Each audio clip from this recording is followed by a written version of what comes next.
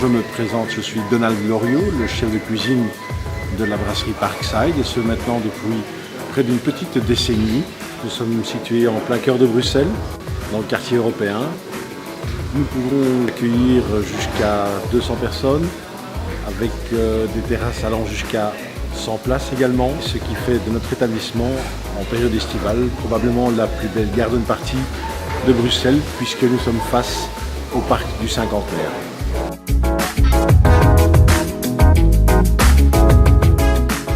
Je définirai notre cuisine comme traditionnelle de brasserie, avec une petite note évolutive. Mais sans plus attendre, suivez-moi en cuisine. Je vais vous présenter une recette de côte de cochon de Malmedy qui, je l'espère, régalera tous vos amis en cette période un petit peu plus fraîche. Bonjour à tous.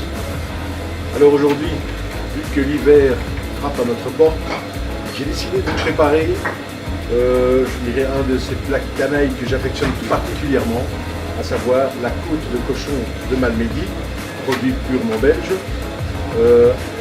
façon Cross et Blackwell.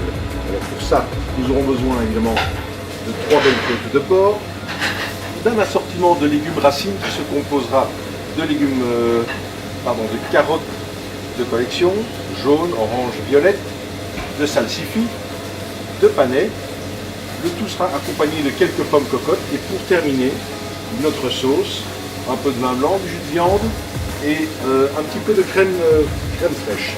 Alors tout d'abord, on va commencer par cuire nos côtes de porc. Alors pour ça, un petit conseil. Donc j'assaisonne les côtes de cochon des deux côtés avec un peu de fleur de sel, du poivre mignonnette, une poêle bien chaude. Je démarre la cuisson avec un petit peu d'huile d'arachide. J'attends un petit peu que l'huile commence à fumer pour bien saisir la viande des deux côtés. Là encore une fois, pour être certain d'avoir une belle coloration, une fois que la côte de cochon est dans la poêle, on n'y touche plus et on laisse colorer gentiment le tout.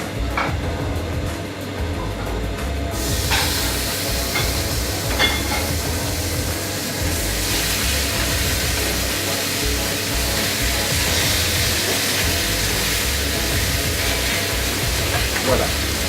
Alors, pendant que nos côtes de cochon sont occupées à colorer, on va mettre à cuire nos pommes de terre. Donc, nos pommes cocottes qui seront cuites dans un mélange de beurre clarifié et d'huile d'arachide. Donc, elles doivent être cuites sans être colorées.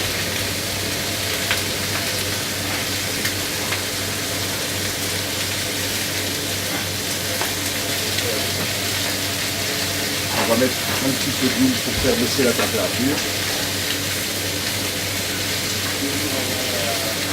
Et on va les laisser ainsi cuire sur le petit coin du fourneau et les garder sous surveillance.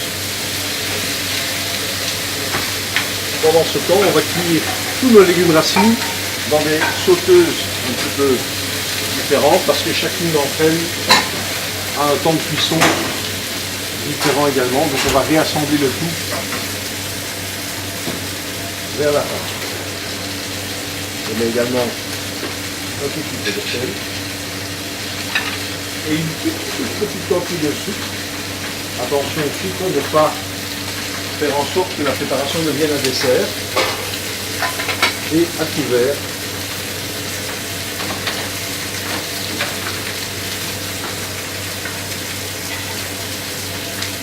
donc ici tous les légumes ont été épluchés et coupé, comme on appelle dans le jargon culinaire, en coins de rue.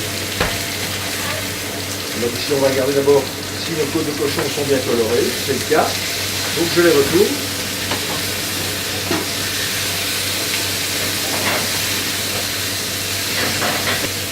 On augmente un tout petit peu la température.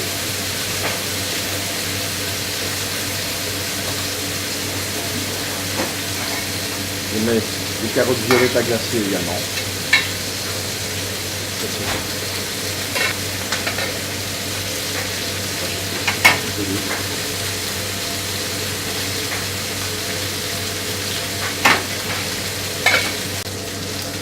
Alors maintenant que nos côtes de porc sont colorées des deux côtés.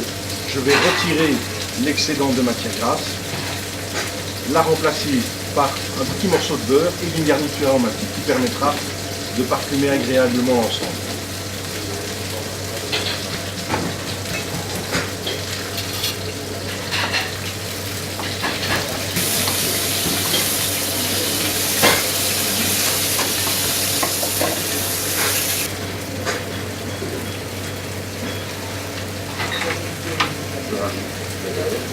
Et notre garniture aromatique, qui, je le rappelle, se compose d'oignons, de carottes, de céleri, d'une gousse d'ail. Alors, petite astuce aussi pour, en ce qui concerne la gousse d'ail, ne prenez pas la peine d'éplucher la gousse d'ail, vous risqueriez, si elle brûle, de communiquer à l'ensemble une amertume que l'on ne souhaite pas du tout dans notre recette. Petite astuce également pour la cuisson de vos côtes de porc. Lorsqu'elles sont cuites, et ici en l'occurrence il y en aura à peu près pour 8 à 9 minutes, c'est de les laisser reposer un temps équivalent au minimum à celui de la cuisson.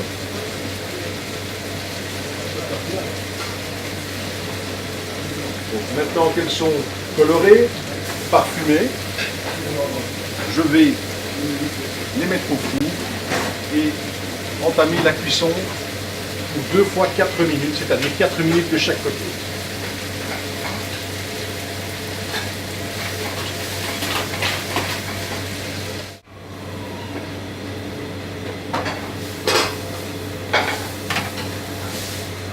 Ici, je vais retirer les couvercles des petites sauteuses afin de permettre à l'eau de cuisson de s'évaporer et d'obtenir ce que l'on appelle un légume, un assortiment de légumes racines glacées,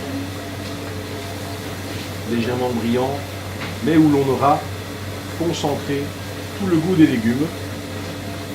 Alors ici, je ne l'ai peut-être pas expliqué, pour les carottes violettes, petit conseil, cuisez-les à part, sans quoi vous risqueriez de teinter l'ensemble de votre jardinière de légumes racines.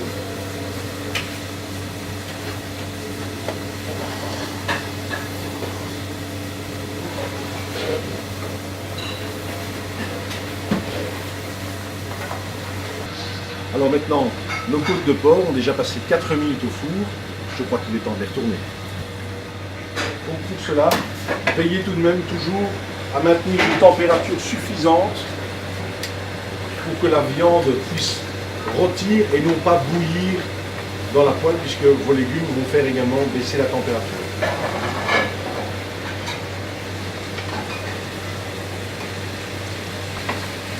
Et nous allons maintenant, que nos légumes ont légèrement sué, recouvrir nos côtes de cochon de ceux-ci pour les parfumer agréablement.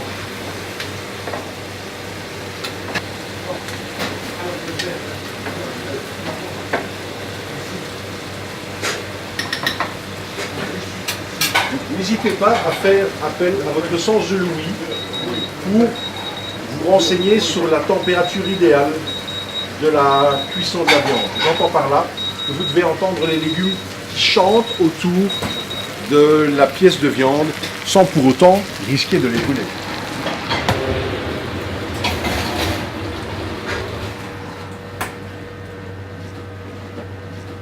Et nous voilà repartis pour 4 minutes de cuisson, les 4 dernières. Pour reconnaître ou pour savoir si vos légumes sont cuits, c'est très simple. Vous cliquez dans vos légumes. Si les légumes restent accrochés à votre fourchette, poursuivez encore la cuisson de ceux-ci. Si en revanche, le légume retombe immédiatement dans le récipient de cuisson, vous pouvez être tranquille, il est cuit sans être trop cuit. Et bien sûr, ne pas hésiter à goûter si vous avez un doute. Alors, nos légumes maintenant sont chacun cuits. Je les réserve de côté, prêts à faire l'assortiment pour le dressage de l'assiette tout à l'heure. Alors voilà, nos 4 minutes se sont écoulées. Je crois qu'il est temps de retirer les côtes de porc du four. Ici, comme nous pouvons le constater, nos côtes de porc sont cuites. Nos légumes ont pris une légère coloration. Et il va être temps de passer à la finition de la sauce.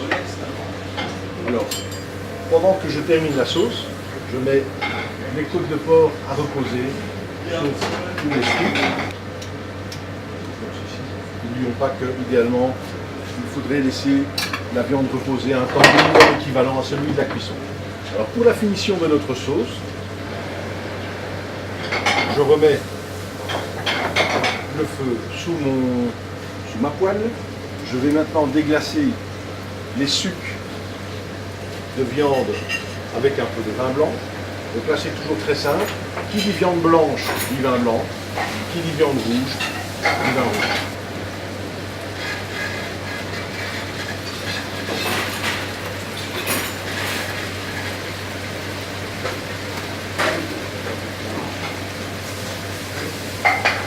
Là, je facilite un petit peu et on voit déjà que les sucres se décollent aisément.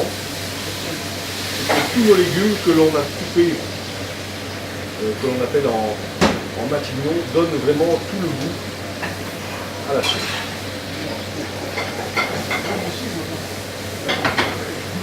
Nous avons déglacé au vin blanc. Je rajoute maintenant notre jus de viande.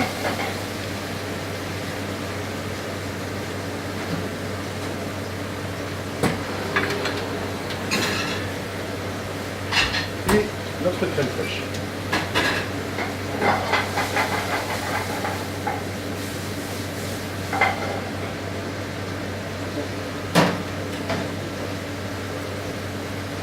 Nous allons prendre une petite ébullition, tout cela pour que la crème prenne la consistance.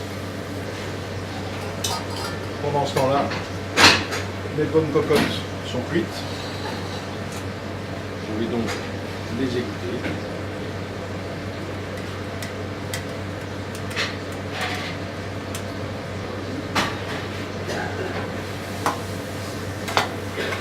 Et les mettre à éponger sous un papier absorbant.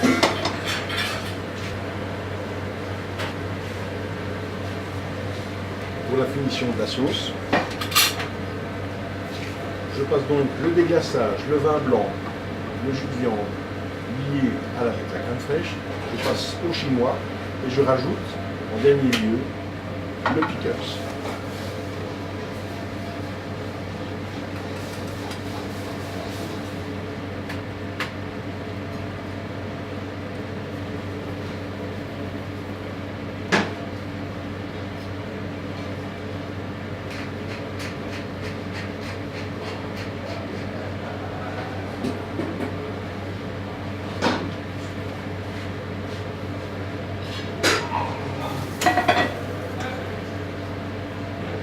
Je traite bien ensemble pour en extraire le maximum de goût.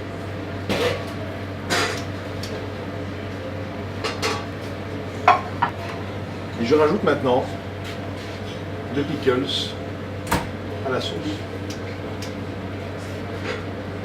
Une petite ébullition. Et notre sauce est maintenant terminée. Il ne nous reste plus qu'à passer au dressage. Alors, on va tout d'abord commencer à dresser nos petits pommes cocottes.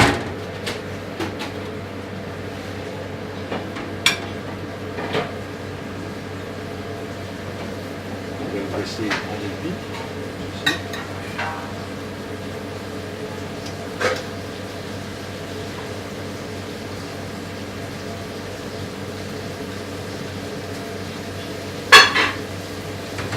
On peut rajouter un tout petit peu de persil haché à notre jardinière de légumes racines en y apportant une petite note colorée.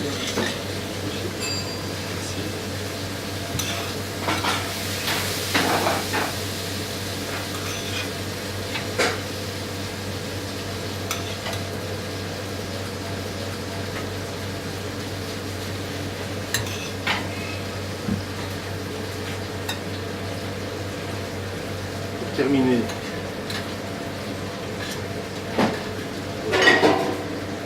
Côte de porc.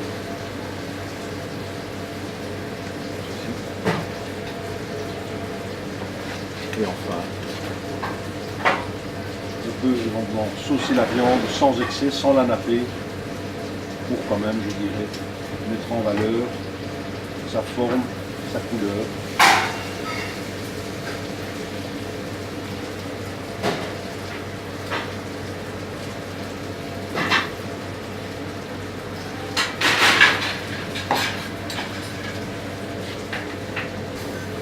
Et donc voici la côte de cochon de Malmedy Cross et Blackwell avec une petite jardinière de légumes racines. J'espère que cette petite recette régalera vos amis et rendra autour de vous les gens heureux. À bientôt.